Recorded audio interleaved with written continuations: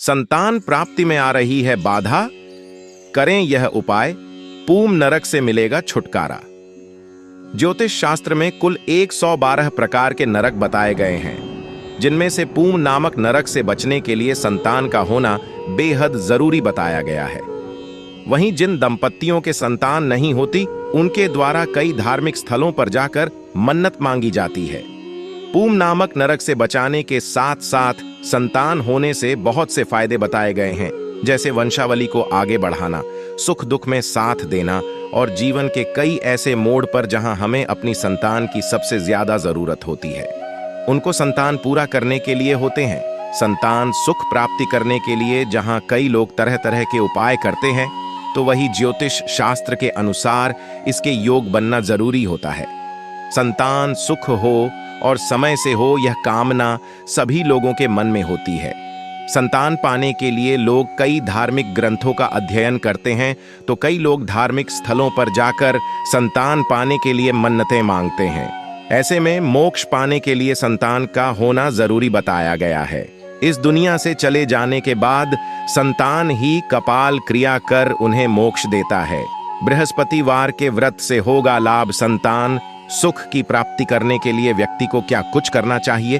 धार्मिक ग्रंथों के अनुसार व्यक्ति के जीवन में कुल 112 प्रकार के नरक बताए गए हैं, जिनमें से पूम नामक नरक से बचाने के लिए पुत्र की प्राप्ति के बाद ही बचा जा सकता है। जिनके पुत्र नहीं होता है, उनके द्वारा बृहस्पतिवार का नियमित रूप से श्रद्धा भक्ति भाव से व्रत करना चाहिए।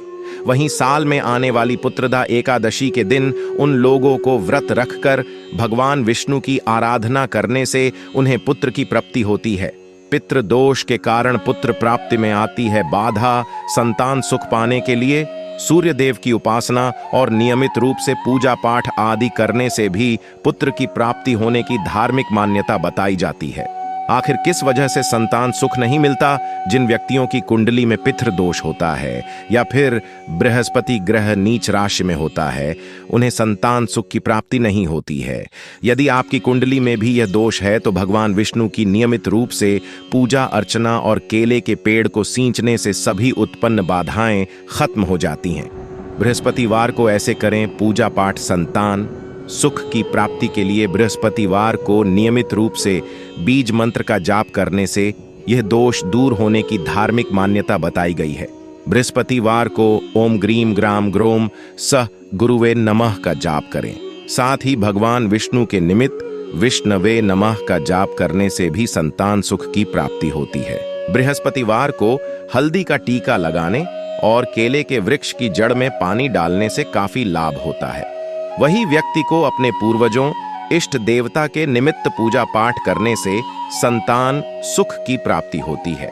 इन सभी बातों का वर्णन धार्मिक ग्रंथों में भी लिखा हुआ है।